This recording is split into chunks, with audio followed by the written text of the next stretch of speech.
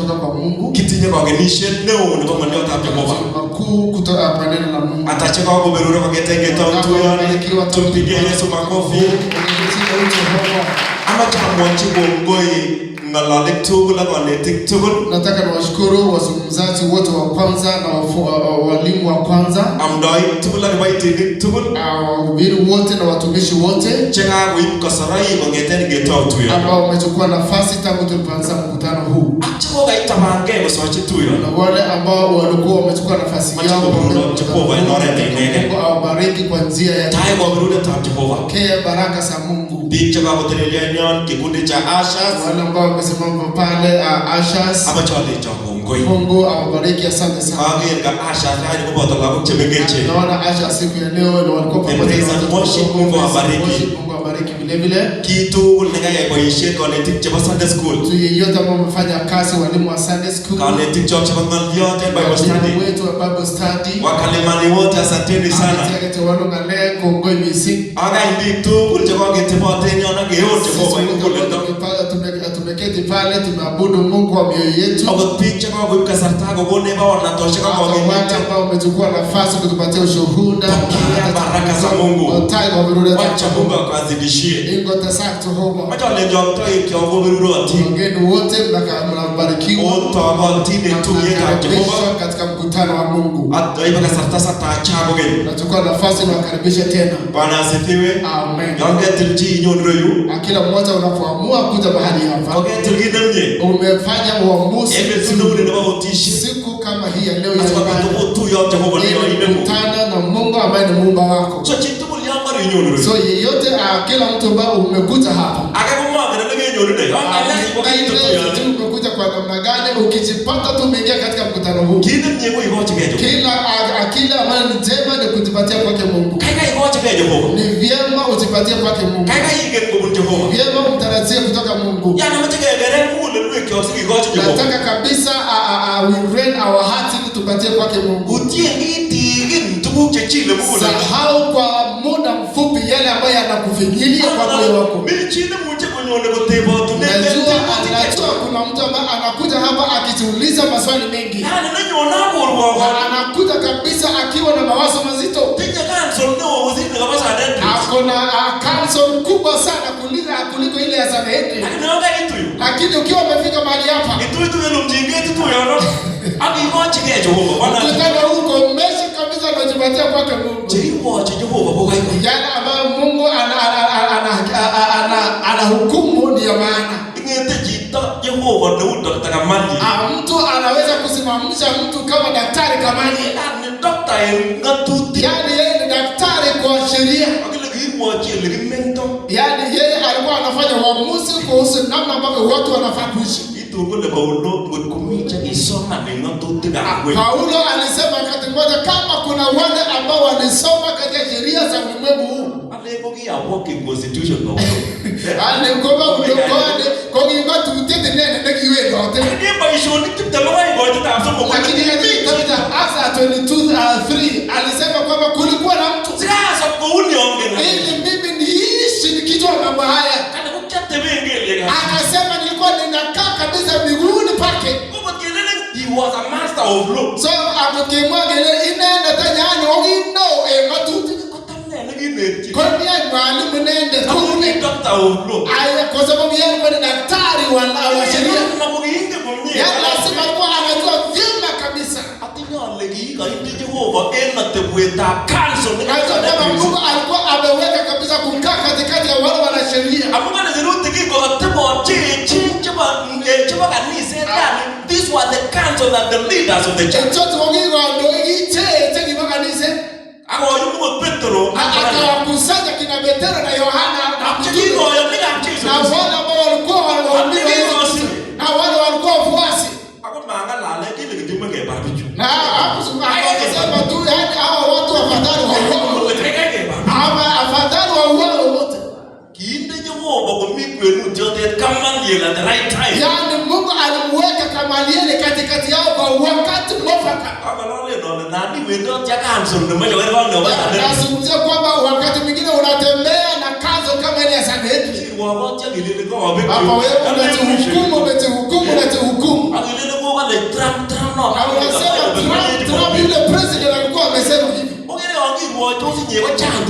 wakati ambapo kuna hukumu unazihukumu kwa wengi unaweza kuwa umetanganyikiwa. Ukiangalia upande huu na ule wewe unaongeza, ukiangalia upande ule mwingine na machungu tu, hukumu mpaka hata unakosa majibu. Nataka ujipatie sasa kwa Mungu. Anaweza kusimamisha katikati ya mahakimu mtu ambaye akinena akifungua kinywa chake akisema tusikizeni, akasema watu hawa hawauawi. Huenda wanatembea na mipango ya Mungu. Akawaambia wale wakuu kwamba mnaweza kuwa mnapigana na Mungu. Kama unahisi kabisa kwamba umetupwa, mtu anaweza kusimamisha Gamalieli katikati yao. Maana anasema kwamba huyu hawezi kutupwa. Sikilizeni wale ambao mnakata kesi, wale ambao mnashikilia sheria, huyu anaachiliwa. Nataka umsikize Mungu. Mungu anaweka mtu ambaye ni mwokozi. Nyakati hizi mwaka ambao tuko nayo, ni wakati ambapo kulikuwa na safari, ambapo kulikuwa na mitume ambao wanatembea na neno la Mungu, ambao wanaambia wanawake sikizeni, hakutakuwa na mtoto. Amen.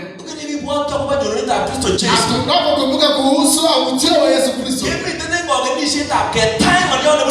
tuko katika matarajio ya kupokea neno la Mungu. Na Mungu ananena. Ukiomba Mungu usikie na uelewe neno ambalo linakufaa. Ili unapoambiwa kwamba biashara yako imeanguka ni ya bure, kuna sauti ambayo inakunenea kwa sauti ndogo sana, inakwambia kwamba nina mipango mizuri. Ni afadhali tungoje sauti hiyo ambayo Mungu anatuma.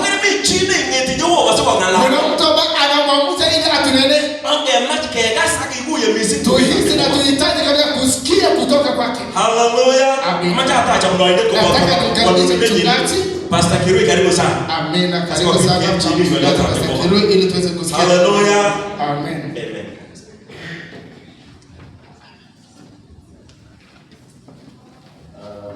Bwana asifiwe. Amen. Mungu ya mwone baba yetu kwa geni. Asante kwa nafasi hii ambayo tumepata. Wageni wote tunakaribishwa. Imekuwa ni kitabu muda mrefu kweli. Thank you Kongo. Karibu Patrick. Karibu sana Patrick. Na wageni wenye wako. Thank you mite kwenu wenye wanatawati. I am encouraged this afternoon. Atera in Friday. I was challenged so much during the Bible study. And you know, there's something that I was asking myself. These leaders of the temple was very stubborn. You can imagine. The Bible says the angel of the Lord came at night and took out the apostles.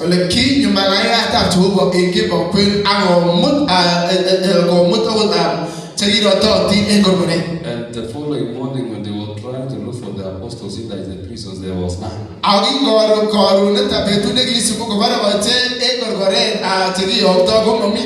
And the prisons was found be locked.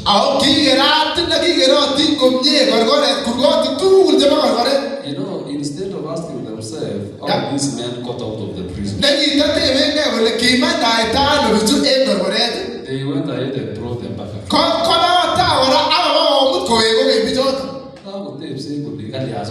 Akawauliza tena kwa nini mnahubiri? Anawangeuliza kwamba wewe nyinyi mlitoroka hata kwenye prison. Yaani prison milango yake ilikuwa imefungwa jinsi ilivyokuwa. Na watu wakawaambia kwamba hao watu mnawatafuta wanahubiri kule hekaluni. ulikuwa unafikiria kwamba wangetetemeka kabisa ovyo hawa watu walitoka vipi? Lakini wao wakawauliza ni kwa nini mnahubiri maneno yale tu? Kwa mtu akiwa na moyo mgumu kabisa, hata akiona miujiza hata badilika. Mtu ambaye ni mgumu kabisa kwa moyo wake hawezi hata kubadilishwa na miujiza. Mungu atubariki na atusaidie. So ngoja tu wao kwa mtu ni kitu kinaweza kusekea. The smallest of all. Let us celebrate and worship His name. Now we are going to share something this day about why do we celebrate Christmas.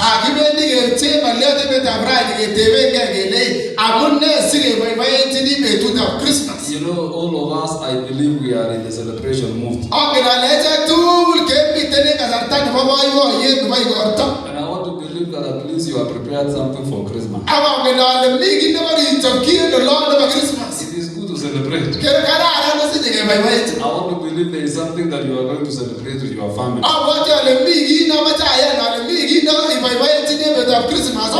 And your loved one. You know, this celebration is very good. You know, people do celebration. In this season, we are in a season of celebration. When I was preparing this sharing, I was reflecting on the many celebrations that we have on our ear.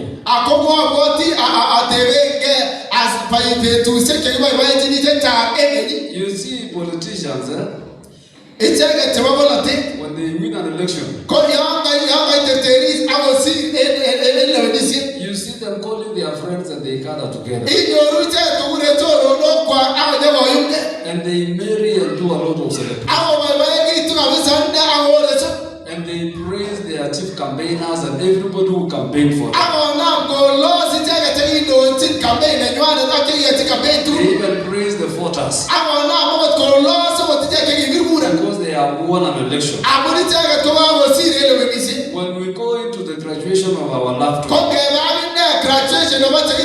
you see people preparing the homecoming.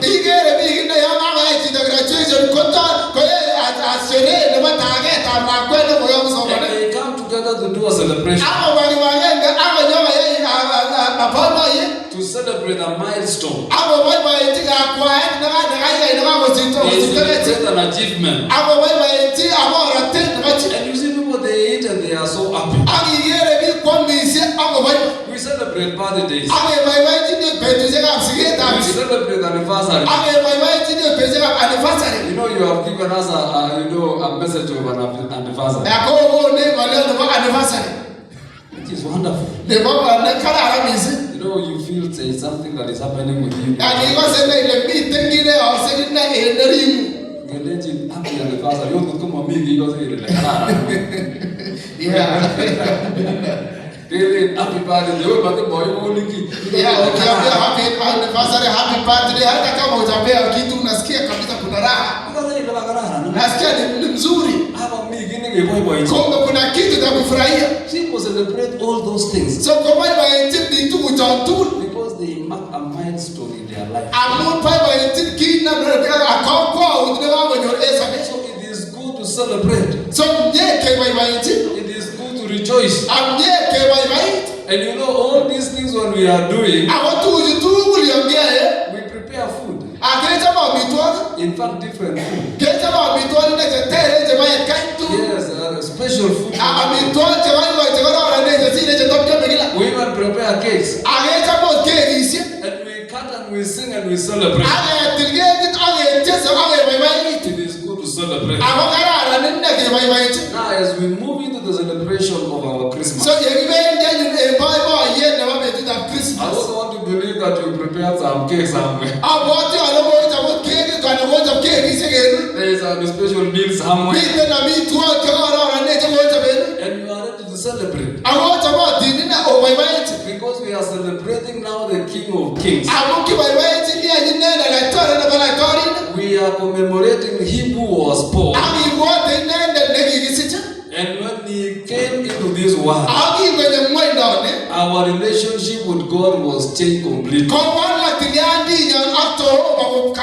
You know the relationship that was cut off by the sin of a man. The first Adam. God decided to send the second Adam. So we are celebrating the second Adam. Because his pardon is coming. Marked a new beginning in the human race. He reconciled us back to the Father.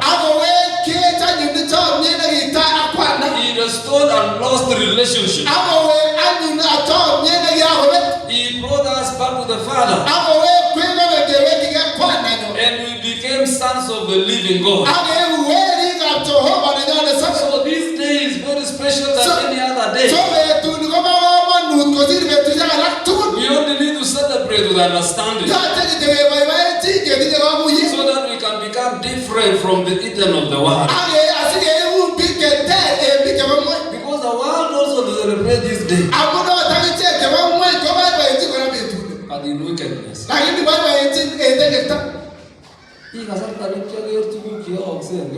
Hakuna wakati ambapo niliona mambo yanayotendeka Krismasi. Na nikajitangazia kwamba Krismasi ya mwaka ujao sitakula chochote. Nikasema nitaenda prayer center na nikufunga na kuomba. Kwa sababu niliona walevi wakinywa pombe na kulewa. Na wanafanya dhambi zote. Na nikajiuliza na hii ni Krismasi kweli? Na unasikia wakilewa akisema tuko Krismasi. Na nikajiuliza Mungu alikuwa anataka hivi kweli? Na nikachukua nafasi atoe ya kwenda kufunga na kuomba. Na jana nilikuwa nakumbuka kwamba haikuwa mbaya kufunga wakati huo. Lakini ni vyema kukula kwa sababu gani? Kwa sababu ni vyema kufurahia kwa sababu unajua sababu. Ukiambia watu kwa birthday yako hii birthday ilikuwa ni ya kufunga. Ama wakaribisha watu waambie kujeni anniversary. Na waambie tulikuwa tunafunga anniversary. Watu watajiuliza kwani hakuwa na siku nyingine ya kufunga. Yaani hakupata siku nyingine ya kufunga. So mtu anasema hivi. Ni vizuri kufurahia. Nataka tujipatie sababu kama 4 ambazo nilizipata. Na tujiambie kwamba tufurahie Krismasi. Na tujiambie kwamba tukule na tusherekee tukijua. Tufurahie tukielewa. Isaiah chapter 9 verse 6. Isaiah 9 mlango wa 6. The Bible says, for unto us a child is born, to us a son is given, and the government shall be upon his shoulder, and his name shall be called Wonderful Counselor, Mighty God, Everlasting Father of Eternity, Prince of Peace. Isaiah 7 loita blog mwagule amun kagisikwe na kwet kagigone twerit aktinye inendet Paula tetiri kenyin agiguren kainet kwangutiet kirwogindet kamuktaindet nebo kamuktaet kwanda nebo koigeny paunindet afkanye. See, the Bible says, for unto us a child is born. Why Bible gole amkagesikwe na kwet. Ya inakuacha mnapopata mtoto yule wa kwanza kifungua mimba katika familia. Najua sisi ambao ni wazazi ambao tumepata kifungua mimba huwa unasikia vipi?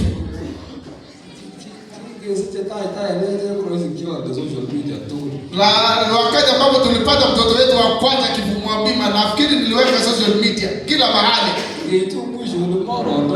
Tunapofika mahali tumefika mwisho siweki tena. That comes to a family whenever a firstborn is given birth. Now the Bible says, for unto us a child is born, a son is given. This is Jesus. Jesus himself. The one we are celebrating. The one we are commemorating. On 25th of December every year. We are celebrating a child. And the Bible says, for unto us a child is born. To us a son is given. Now look at this son. The Bible says the government shall be upon his shoulder. So he asked for the government. This government is upon his shoulder. I know people celebrate their governments. But their political parties win an election. They celebrate. And they say we want to be in government. We want to remain in government.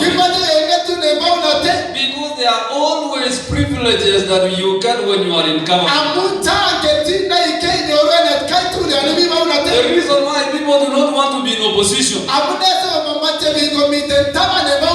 that in opposition you are likely going to get the least, if anything, if you will get anything. But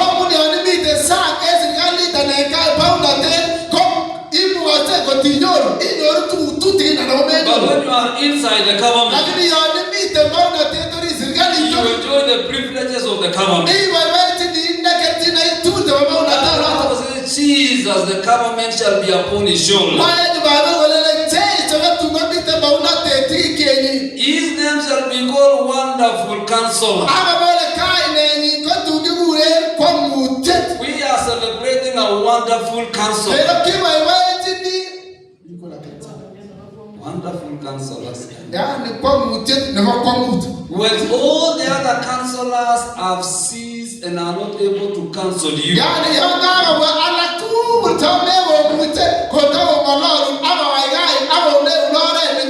this counselor, when he comes,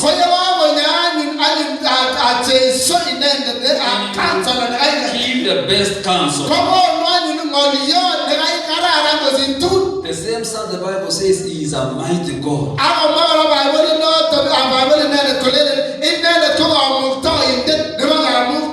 Now he is able to do all things. He is all powerful. You see the reason why we need to celebrate more than we celebrate our governments. It is good to celebrate our government. But now this is another government. And all these things are found in one person called Jesus. He carries the government on his shoulder. He is a wonderful counselor.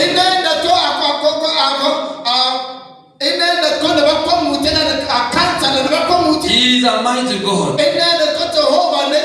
The Bible says everlasting Father. You are the Father of eternity. He is the Prince of Peace. He is what to be celebrated. Now, as we celebrate, let us have all these things in our mind. Let the children know that this is an anniversary or a birthday or whatever they will understand very easily.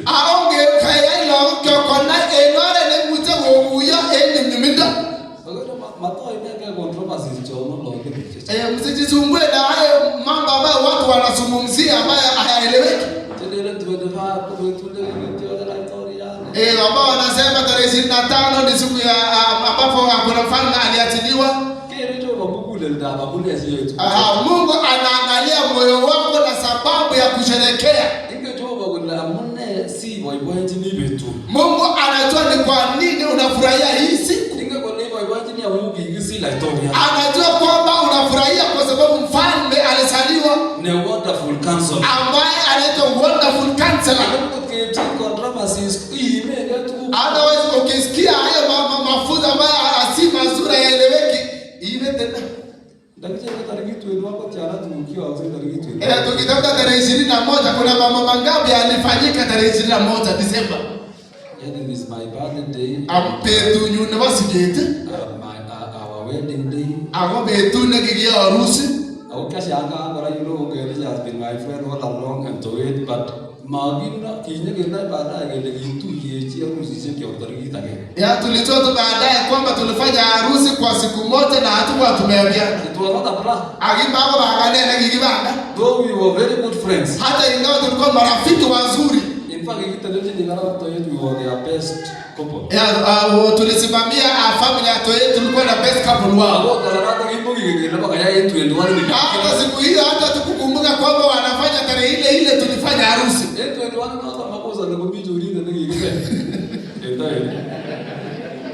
Hata hiyo tarehe 21 hatutakosa umiza mbaya alichoma siku hiyo hiyo. Ya haya mama ba hayaeleweki, hayasaidii chochote.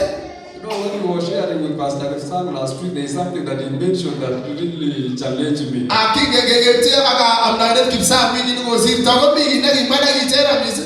Kuna vitu ndango imera ngalega sabato chiku sabato 7 day hapo pomto sabato. Kuna ndagi majo wa sabato kimugi matasi kiseje yoso ya sabato. Kuna bagisi de loge sabato. You know, iko mawele ota asianga hata kama Mungu alikuwa anataka tukae tupumzike siku ya Sabato, Mungu angeruhusu hata wanawake wazae siku hiyo. Akasema hakuna kuwa na watoto ambao wanazaliwa siku ya Sabato. Akasema kwa kweli si watu wanazaa siku ya Sabato. Watoto wanazaliwa. Na haingestahili hata tuache moto tu. Mungu asongesha tu watoto wasaliwe kuanzia labda Jumatatu au Jumapili mpaka. If we want to make an argument from anything that is happening, you cannot fail to get an argument. Our God looks at our heart. As we move into this celebration mood, let us celebrate Jesus more than we celebrate our party, more than we celebrate our anniversary. All those things are very good. Right now that we have chosen this one for Jesus, let us celebrate with understanding. Christmas messages demonstrate the entrance of God into human history.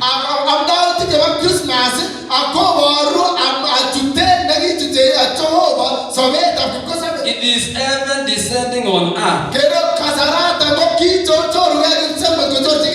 So it is heaven who descended on earth. We celebrate the altar of salvation. According to Matthew chapter 1 verses 21. Let me read all Matthew 1. Our text is Matthew 1:18 to 24.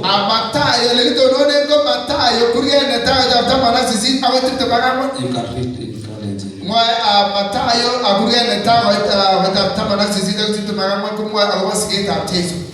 Kole kiuni sigeta Yesu Kristo.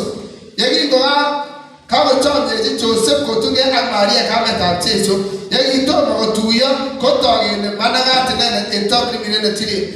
Aki manye Joseph manungotyo nenyi kole kobakakta enungot amun kimacham konai chi ak amun kichi nebo imanda. Awai ngotako tukuchu kokero kimamki inendet malaikayatab Kiptayat korwotitoi kole Joseph weritab Daudi ameiwe imutige Maria osotionemu amun managat inendet etobni minene tiri. Ak tun siche weri akikuren kainenyin Jesu amun inendet nesoru bikyik en tegekwokikwa. Akakoyat tuguchu tugul asikobit kosulda nekikamwa Kiptayat en mautiot kole ogero manati mergeyat akosich weri akekure kainenyin Emmanuel yakewech koni mi Jehova kobote aking'et Joseph en ruononyin akoyai kou yeking'at malaikayatab Kiptayat ak kimutige osotiondenyin. Now, why do we celebrate Jesus? Amune sikeboiboenjini Jesu. Number one, we celebrate the altar of salvation. Netai keboiboenjini konomidet anan tounindet nebo yetunet. In Matthew 1:21, The Bible says she will bring forth a son, and you shall call his name Jesus, for he will save his people from their sins.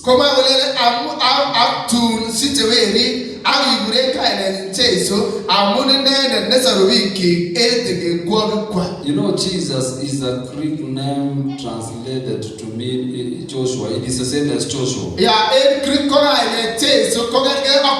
Joshua means savior. So Jesus that we are celebrating, if he was not given birth to, we will not be having a savior today. Especially the Gentiles. You know, Gentiles, we have no God. Imagine how God sent us a savior who reconciled us to the Father, and through him we have been allowed to be called sons. How much should we celebrate him? How much should we worship him? He who came and saved us. He gave us a name. You know, we didn't have a name. We have been condemned for judgment. Until Jesus came. Now when he came, as Gentiles, now we were meant to become the sons of God by believing in him. You can imagine how much we should celebrate. A Savior who reconciled us. We celebrate the Lamb of God, the chief shepherd. In John chapter 1 verses 29, the Bible says, John chapter 1 verses 29,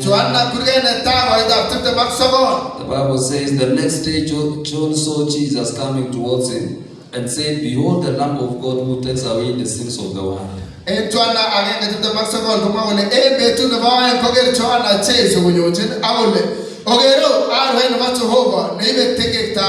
We are celebrating him who came into the world, and he came to do this wonderful assignment that nobody else will have done. And that assignment is to take away the sins of men. Let us look at how much we celebrate the graduation. Some of the graduates may have stolen even examination. But we go and sing to them and praise them. And they are so happy and rejoice. And maybe some of them unknowingly know that these results do not belong to them. How much should we celebrate him who came purposely to take away our sins?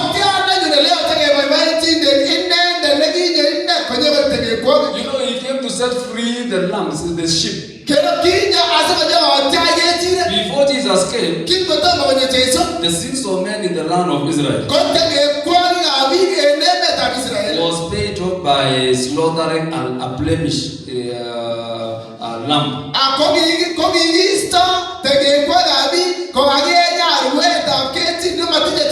They used to slaughter lambs. Every other time you want to appear before the Lord, you were supposed to cleanse yourself with the blood of the lamb. And that process was continuously taking place. Year in, year out. Now Jesus came in and he died once to take away the sins of men. How much should we honor him? How much should we worship him on this day? How much should we have wonderful songs to praise him? The way we praise men. And Ama mnasema kwamba Yesu hataki akusifiwa. Kama tukiimbiwa tunateka tunafurahi inakuacha Mungu Yesu mwenyewe akiimbiwa. When we praise God kuna mambo makubwa ambayo yanatendeka. Unaona kwamba viongozi wanaposifiwa anaweza na kudeclare kwamba project fulani tunafanya na wanajua hawawezi kufanya. Anaweza kusema kabisa kwa sababu ya kupewa sifa kwamba tunatengeneza barabara hizi zote na wanatoa miradi hiyo yote hawatafanya. Sisi ambao tulikuwa nyakati za President Moi tunaelewa hayo. Moi hakuwa anatembea, hakuwa anatumia ndege.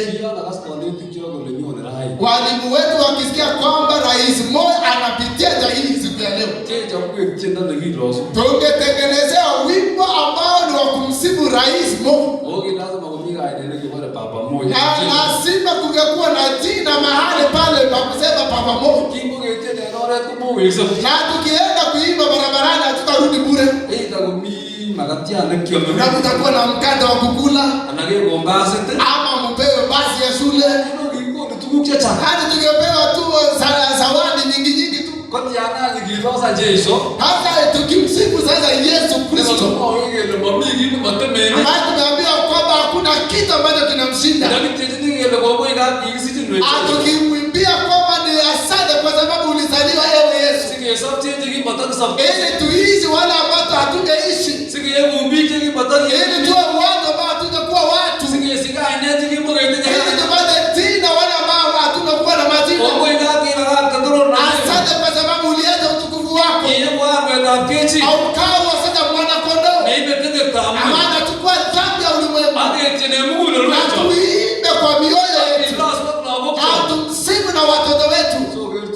Taona kila ambacho atatufanyia, na tuimbe kwa mioyo yetu, ili tunapokula hata kama ni kukula keki,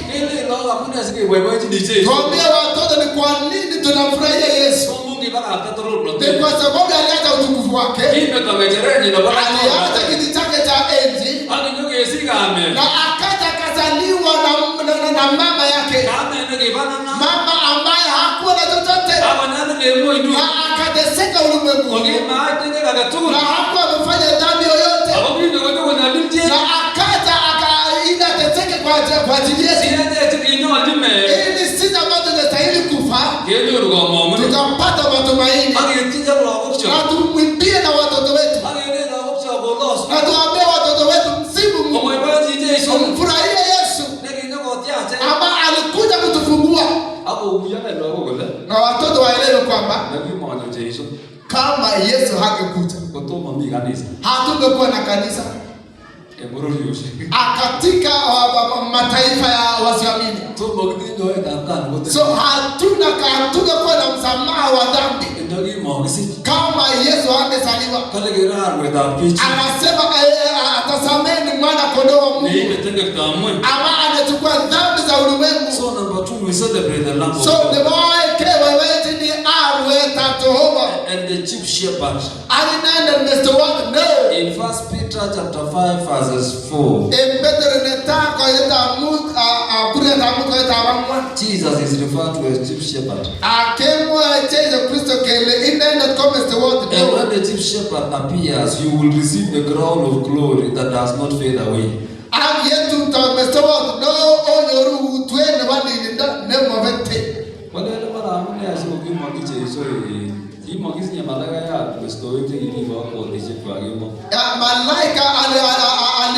alifunua kwa shepherds ambao walikuwa wanachunga kondoo usiku. The angel of the Lord did not appear to anyone.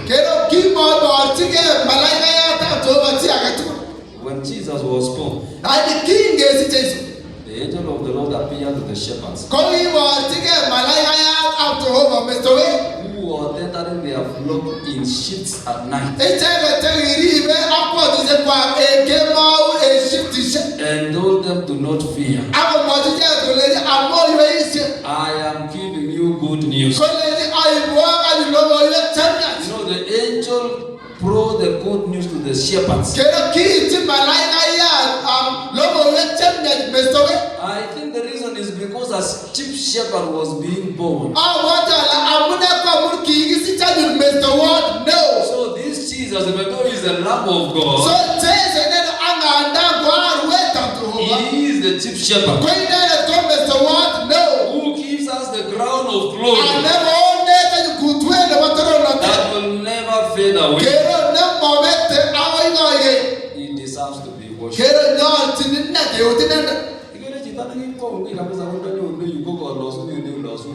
Ya mtu ambaye amekufitendea jambo fulani akifika hapa namna ambavyo utamsifu kweli kweli. Na ni mzuri. Na sasa inatupasa tumsifu Mungu kiasi gani? Yani nahisi kabisa kwamba kanisa litiwe changamoto Christmas hii. Kwamba tunapofurahia tufurahie kabisa. Let us rejoice in our homes. Let us sing hymns. Even those hymns of the part of Jesus. Let us know how he was born. Let us celebrate it. The time we celebrate Emmanuel. The Bible says God with us. Initially during the time of Adam, the Bible says God will frequently visit Adam and Eve in the evening.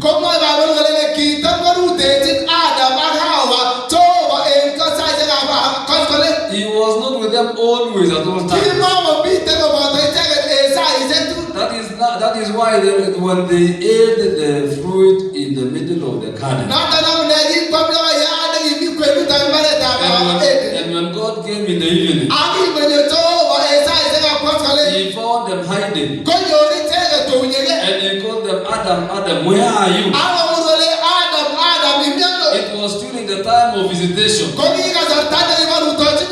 during that time, God will come to visit them. Now the part of Jesus is no longer about frequent visitation. He is with us forever. The Bible says this child shall be called Emmanuel, which means God with us. The everlasting presence of God with us.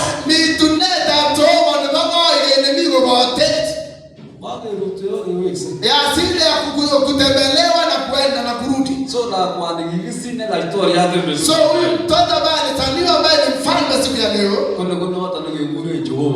kwamba yeye anaitwa Mungu pamoja nasi. Yesu akiwa nasi, Mungu ako nasi. So we celebrate Jesus because his part brought God to be with us forever. He is called Emmanuel. He is called God with us. The everlasting presence of God. And finally, the fourth one, we celebrate the King, the ruler, leader, who will cover and shepherd his people. In Matthew chapter 2 verse 6, we will see what happened there. The Bible says, but you, Bethlehem, in the land of Judah, are not least among the rulers of Judah. For out of you shall come ruler, who will shepherd my people Israel.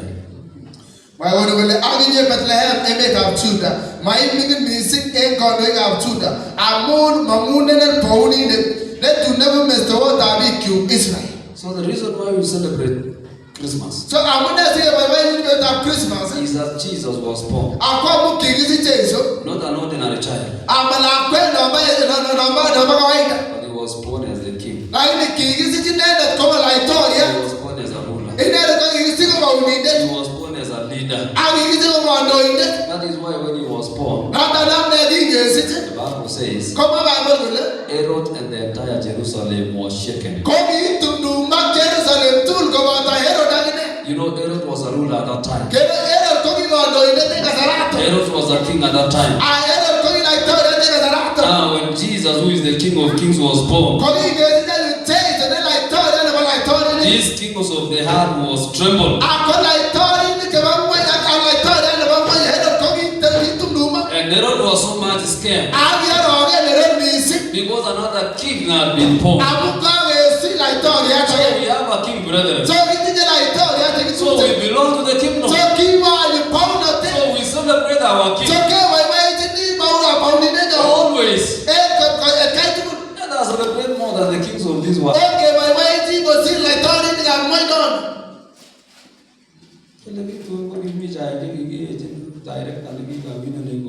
Kuna wakati ambapo kulikuwa na director alikuwa amewin kuwa director wa KTDA na walikuwa na sherehe ya kumsherekea.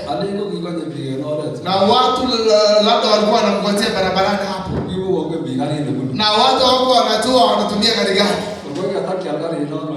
Na wakati tulikuwa tumenunua gari hilo na watu wengi wako wametua. Na tukaenda kwa njia hiyo ya akina director. Akina mama wakatuzuia barabarani wakaanza kumwimbia director. Nikafunga dirisha moja akaniona na akanijua. Na akapinduka. Kwa sababu kulikuwa na namna nilivyomjua. Na alikuwa kabisa wamezuia gari wanataka kumwimbia director. Akaweka mikono yao juu. Watu wanawaimbia viongozi wao. Na wanasikia kabisa ni vizuri, ni vyema kuwaimbia. Wimbie sasa huyu mfalme wetu wa milele. Amrukie kabisa siku hii ya tarehe 25. Furahia mfalme huyu wetu. Kwa sababu ameuapa jina. Tunaweza kumwimbia director na kesho aondolewe. Lakini huyu aondolewe kwa madaraka.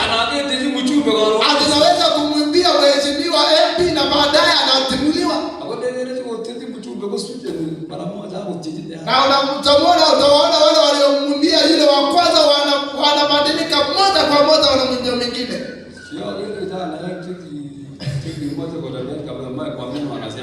Niliwaona vijana wakati mmoja ambao walikuwa wanataka kukulia kila mwanasiasa. Na walikuwa wametengeneza mabango ya kila mmoja ambaye alikuwa anawania kiti hicho. Na wanaandika jina la yule ambaye anawania kiti, wanasema ni yeye peke yake. Akiona gari lake linakuja pale, anatoa bango lake, anapewa pesa. Huyo anapita. Wengine akipita anatoa jingine tena. Ndio huyo. Sasa huyo naye anafurahi. Anatoa kitu kidogo. Wengine anaingia anatoa mwingine tena. Yaani kuna banda za kila mtu ambaye anawania kitu. Na kila yule ambaye anaona jina lake anafurahi. Kwa sababu anasema kwamba watu hawa wananipenda. Hata tumwimbie Mungu ili tuone furaha. Anafurahi zaidi. Hapo ule na Sila walipoimba kule gerezani. Biblia inasema kwamba minyororo yote ikaanguka. So yakiwa iwaeti nani eni Let us praise Jesus. Let us worship Jesus. You know he's no longer a giant.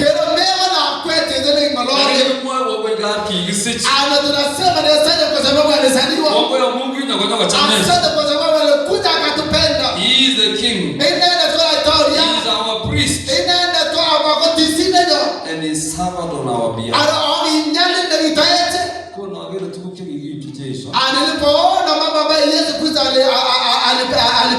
Matthew chapter 2 verse 11. When the wise men went to meet him, and when they had come upon into the house, they saw the young child with Mary his mother, and fell down and worshipped him. And when they had opened their treasures, they presented gifts of him, gold, frankincense, and myrrh.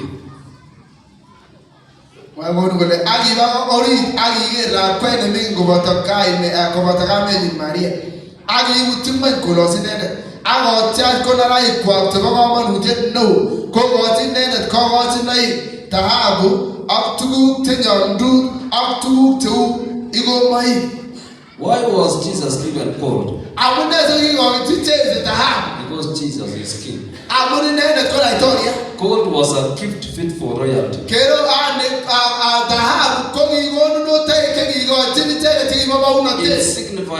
Jesus is the King of Kings. So when the wise man was killing him, they were acknowledging his authority and sovereignty. As we celebrate, let us acknowledge his sovereignty, his authority and sovereignty.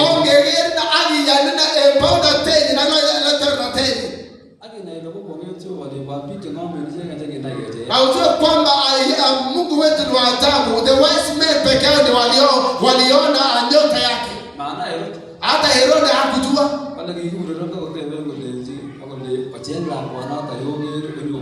Mbona kwamba Herode aliwaita the wise men akamwambia tafuteni huyo mtoto mkimpata hata nani mniambie. Anasema kwamba the wise men walisimama wakafuata nyota yake. Maka nyota ikasimama mahali ambapo Yesu alikuwa amezaliwa. Hakuna mtu mwingine ambaye aliona nyota ya Yesu. Wale tu wise men pekee ndio waliona. Hata wale ambao the astrologers walikuwa wanaangalia angani hawakuona. Kwa sababu walikuwa wanatembea kwa ufunuo wake Mungu. Hawa ndio watu ambao Mungu alikuwa anataka kuwatumia kutufunza kuhusu Yesu. Kwamba Yesu ni mfalme. Kwamba akapewa dhahabu. Because they were acknowledging his authority and sovereignty. The second thing, they presented frankincense to mean Jesus is the priest. Frankincense was used to worship and priestly offering. They were used in worship and priestly offering. And they symbolize as prayer and devotion. So it was pointing that Jesus is our high priest. So bring us to God. So we have a king in Jesus. We have a priest in Jesus. And the last one they presented myrrh. Jesus, the suffering Savior.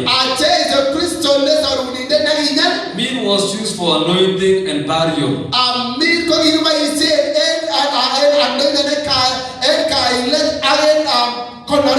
It foreshadowed Jesus suffering and death on the cross.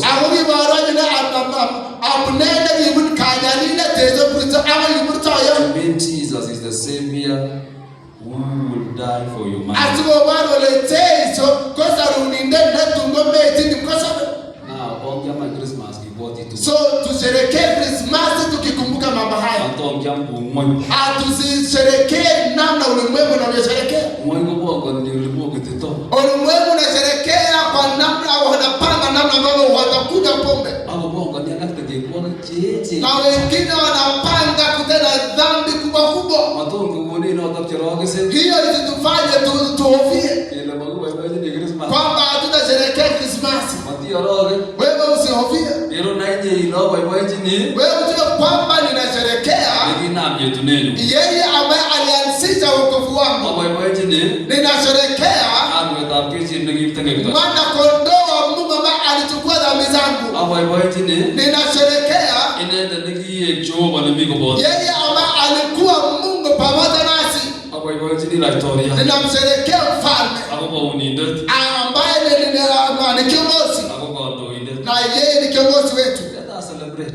Tusherekee. Tusherekee na tufurahie katika nyumba zetu. Na mwapokee, mwalike hata wa marafiki. Kiwezekana mwalike hata wanakijiji wenzako. Ukisikia ukihisi kabisa unaweza kumbariki mtu fulani kwa kumleta chochote, umrudie na waeleze mambo haya. May the Lord bless you. Merry Christmas. Merry Christmas. Happy New Year. Tusimame. Kuna wimbo ambao nilikuwa naimba katika nyimbo za Kikaleji. Joy to the world. Ingereza Joy to the world. Boy yende mwe. Oh boy yende mwe. Yes.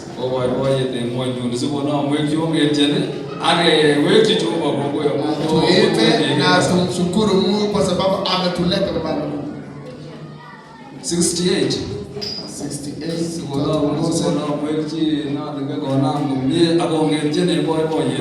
Tuimbe kwa furaha.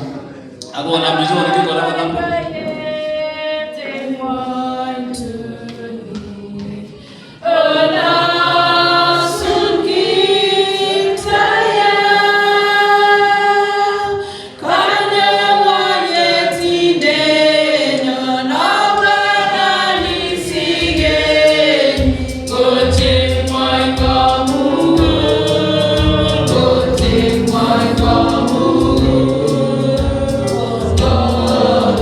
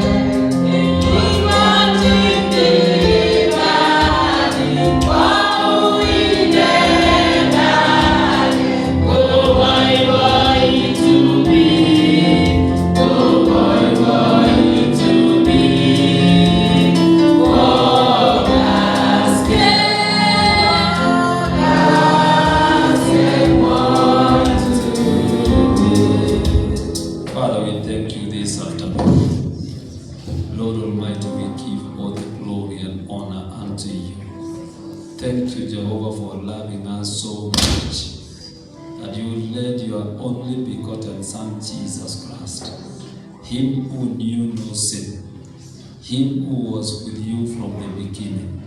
And the Bible says everything that was created through him. He came into this world, born of a virgin woman, Mary, that he may redeem us, that he may reconcile us back to you, Father. The Bible says, for to us a son, a child is born, and to us a son is given. We celebrate you, Jesus. You are our Savior. You are the Lamb of God. You are the chief shepherd. You are Emmanuel, God with us. You are our King, the King of kings. There is none like you. Kiyotina kilosune betune uni Jesu. Ako tegemi kasarta nekibwoti akobo sigetab Jesu. Kimache kilosuno kitorori. We celebrate Jesus. We celebrate you, my Lord. We celebrate you, our Savior.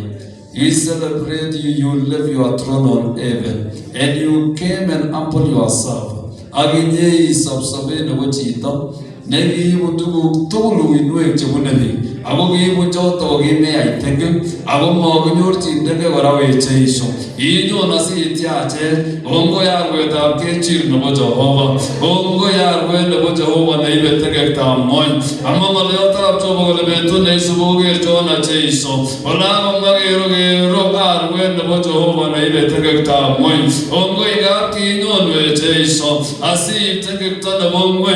Dogi tune nana bororioshi togi gibeja na bororioshi ete chegi mogete dai Jehova ete chegi gage tebegi ruoge agogi gage chaptegi ruoge na bonge misie inyo ninye Jesu enjom yemu aginye ime amune neche iboti agosigemu emwagele gongo igaki chamgesikchin gongo igomu ibagate trona temu. We celebrate you, Jesus. We celebrate you, the Lamb of God. We celebrate you, the Son of God. We celebrate you, our deliverer. We worship you, Jesus. Yes,